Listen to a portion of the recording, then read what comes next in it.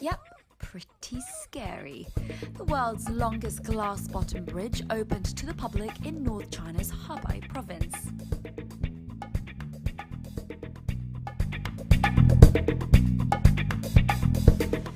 At 488 meters long, 4 meters wide, and 218 meters above the valley. This is designed to hold up to 3,000 people. The bridge is paved with 1,077 panes of glass and supported by 12 cables. And overall, it is also designed to withstand a 6.0 magnitude earthquake. 哎，对，这是小片是吗？你怎么过去啊？对，其实你可以先。Put this in. 我现在小片是吗？什么小片？这是小片还是开始？Let's start. Jenny, let's start now. Let's start. 开始。小片已经播完了是吗？ 我说啊，往这里面摇。 You're watching CGTN live streaming. I'm Jenny Cortez Ibanez, and right now we are at the Hongyagu Glass Bridge in Hebei, in the northeast of China. I'm super excited to be here, and so awesome that I get to again experience this world's largest and longest glass bridge. So yeah, let's have a look at it. So as I mentioned, it's made out of glass, the floor. That's what's exciting about it. And we're about to approach the middle of the glass bridge. And extra fear factor, not that it needs any more, is the fact that it actually also sways left to right. I don't know if you can hear, but earlier there was a few screams, just because this is definitely not for the faint-hearted. It's pretty clear that if you look down, you can see all the way down. Yeah, it's pretty crazy actually, but you know, China likes to outdo itself, so and this time they've made a glass bridge, so you can see all the way down. And as I mentioned in the video earlier, it's 488 meters long, and it's 4 meters wide, and hangs just 218 meters above the grounds. And we're actually about to meet one of the representatives of the company that built this bridge, and to find out a little bit more as to what the purpose of this bridge is, and I mean, what's great about it, obviously, and what the goals are for this specific bridge. I know there's China's got a lot of bridges that are amazing. So let's see why this one is so different. And now, right now, I'm going to be joined by my translator, Yuhang, over here.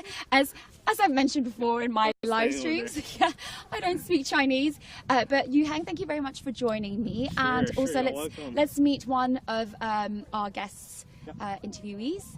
Hello, sir. 你好，你好，你好，你好。So, tell us who you are first. 您能给我们介绍一下您自己吗？好的，我是这个洪崖谷景区玻璃桥的建造者。So he's the architect of this awesome glass bridge. Awesome. And so tell us a little bit about how the project began, and what's the goal of it. 您给我们介绍一下这个项目是怎么开始的，然后这个项目的这个目标，我们为什么要建这个桥呢？现在不是玻璃桥热嘛？我们这个建这个玻璃桥，为了增加这个我们景区的竞争力嘛，吸引游客。So apparently there's a kind of a glass bridge craze in China, here in China. So they built this bridge to attract more tourists to this scenic area and make them more competitive. Great. And you know, what's the what are they trying to achieve with it? What do they want out of it? 你们希望通过这个桥达到一个什么样的目标呢？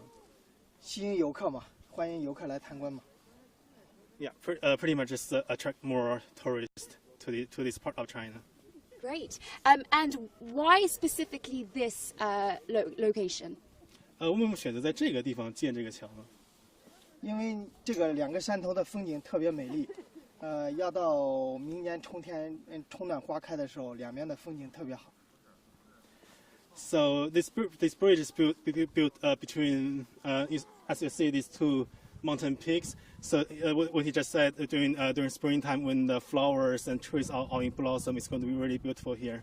Yeah, I mean, sadly at this point you can't actually, it's a little bit smoggy, so we're not able to actually see all the mountains around, but they do say that, you know, on a clear day it's absolutely stunning and beautiful. But anyway, it's still amazing that we're here and get to experience it ourselves. So tell us, are there going to be any more developments, any future projects around the bridge or on the bridge? 我们这个景区在未来可能近期还有没有一些新的开发的一些项目，会不会有一些这个景区有没有一些新的项目会在这个地方落地呢？也有好多项目明年要开始。比如说什么呢？比如说我们那个山头上要建那个超级的一个大平台，那是我们2期的规划。这平台是用来做什么的？也是观光旅游的。Yeah, one of the biggest project here is they're going to build a huge platform somewhere over that mountain peak, so Yeah. it's going to be a really nice place to see the mountain scenic around this area. Yeah. Actually, in terms of the features of the bridge, what made them choose for it to sway? What were they inspired by? And also the glass floor. 我们这个桥，你看我们会发现，就是它就是随时在摇嘛。我们是故意要设计出来这个摇的这个效果的吗？还是？对的，增加刺激性嘛。Yeah, they definitely put in the swaying here to make this experience more thrilling.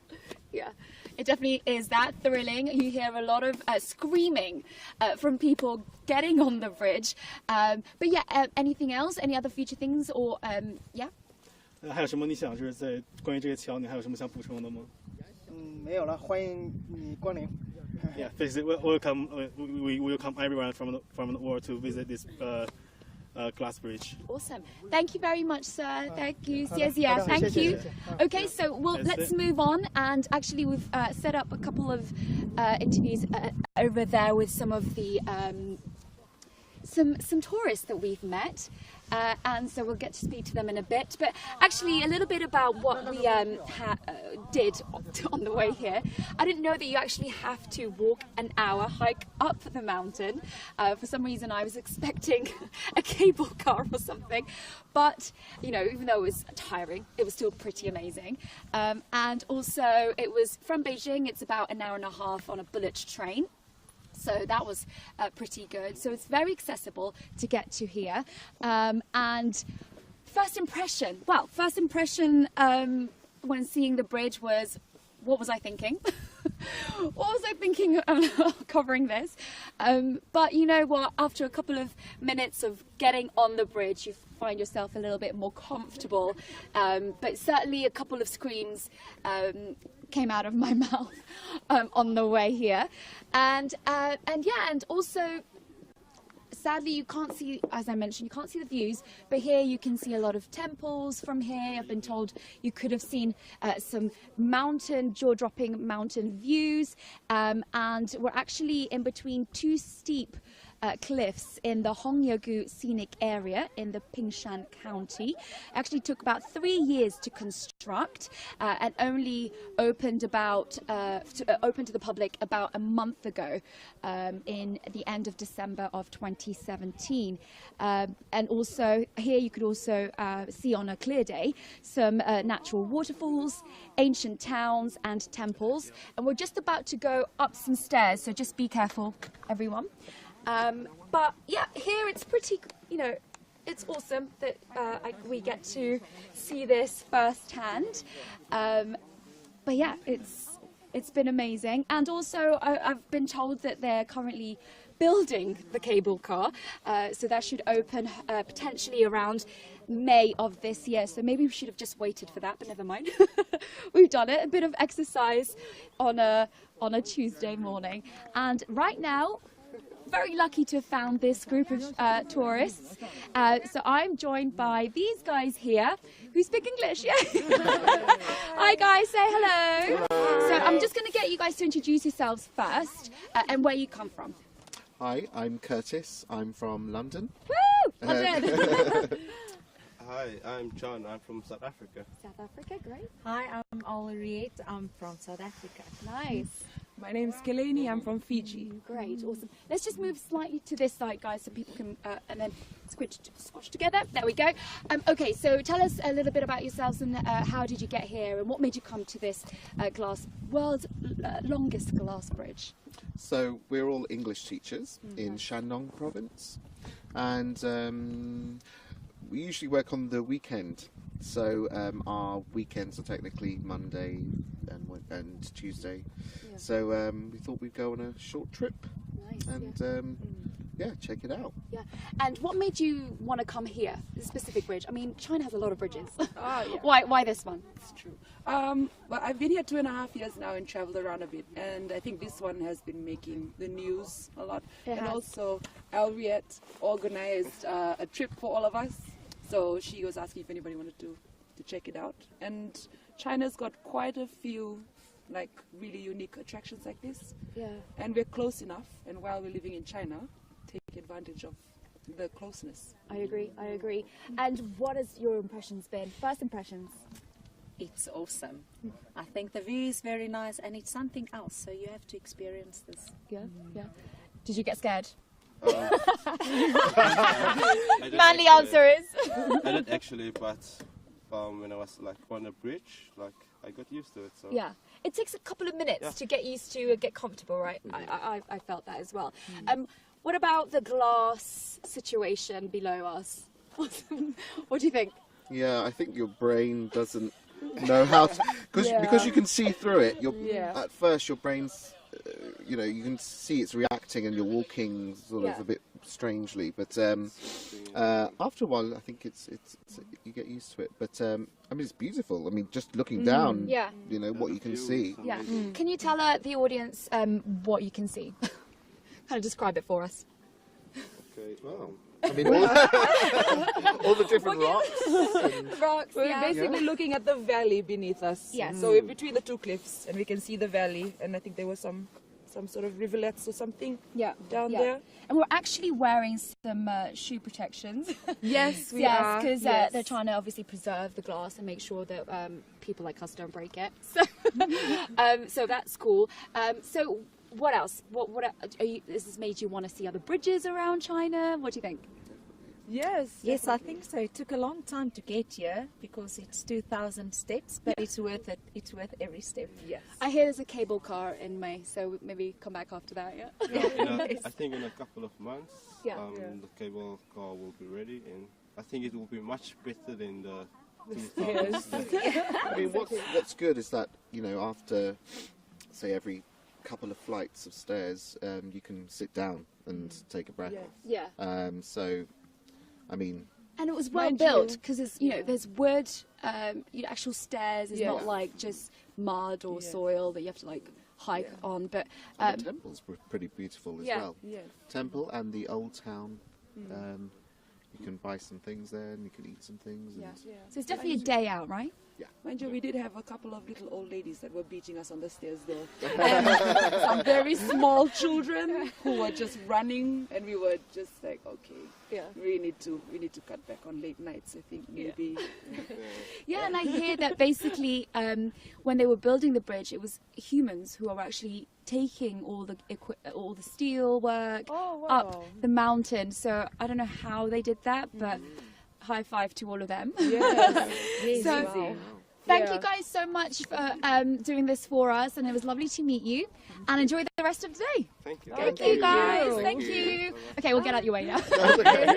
Awesome. So if you just follow me as we continue to walk a little bit. I think the reason why. Yes. We'll chat in a bit. We're still on. Okay. No worries. I'll see you in a second. Thank you. Bye-bye. Bye-bye.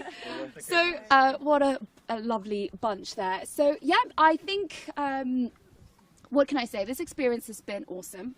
It's definitely something that been wanting to do for a couple of weeks now, just because it's been on the news all over social media, and it's definitely worth coming, even though you have to maybe go 2,000 steps up to climb to get here, but it's definitely worth it. Sadly, we can't see very much as it's a bit smoggy, so it's a smoggy day, but definitely worth the experience. I can now tick this off my bucket list. And yeah, thank you so much to everybody who's helped us put this together. And so yeah, we're here at the Hongyugu Glass Bridge, the world's longest glass bridge, only here of course in Hebei in the northeast of China. You've been watching CGTN live streaming, and I'm Jenny Cortez Ibanez from Hebei in China.